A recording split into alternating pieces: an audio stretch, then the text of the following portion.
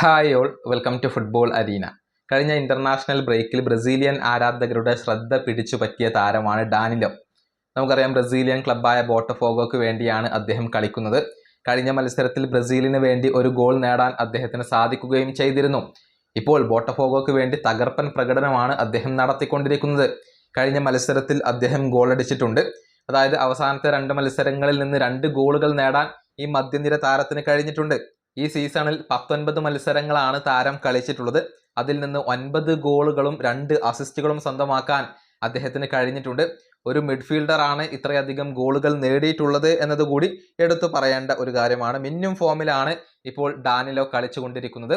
അതുകൊണ്ട് തന്നെ Russian club അദ്ദേഹത്തെ സ്വന്തമാക്കാൻ വേണ്ടി ശ്രമിച്ചിരുന്നു.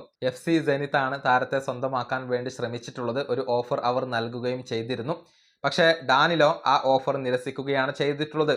അതായത് റഷ്യയിലേക്ക് പോകാൻ അദ്ദേഹത്തിന് താല്പര്യമില്ല. എന്നിരുന്നാലും സെനിത്ത് അവരുടെ ശ്രമങ്ങൾ ഉപേക്ഷിച്ചിട്ടില്ല എന്നാണ് അറിയാൻ സാധിക്കുന്നത്. നമുക്കറിയാം, സമീപകാലത്ത് റഷ്യയിലേക്ക് പോയ ചില ബ്രസീലിയൻ താരങ്ങൾക്ക് തിളങ്ങാൻ കഴിഞ്ഞിരുന്നില്ല. അതുകൊണ്ട് തന്നെ ഡാനിലോ റഷ്യയിലേക്ക് പോകാനുള്ള സാധ്യത എന്തായാലും കുറവാണ്. പക്ഷേ ഭാവിയിൽ മറ്റു യൂറോപ്യൻ ക്ലബ്ബുകളിൽ നിന്നും വലിയ ഓഫറുകൾ ഈ താരത്തിന് വരും എന്ന കാര്യത്തിൽ സംശയങ്ങൾ ഒന്നുമില്ല. യൂറോപ്പിലെ ഏതെങ്കിലും പ്രധാനപ്പെട്ട ക്ലബ്ബിൽ നമുക്ക് ഭാവിയിൽ ഡാനിലോയെ കാണാൻ കഴിഞ്ഞേക്കും. ഈ വീഡിയോ അവസാനിപ്പിക്കുന്നു. അടുത്തൊരു വീണ്ടും കാണാം.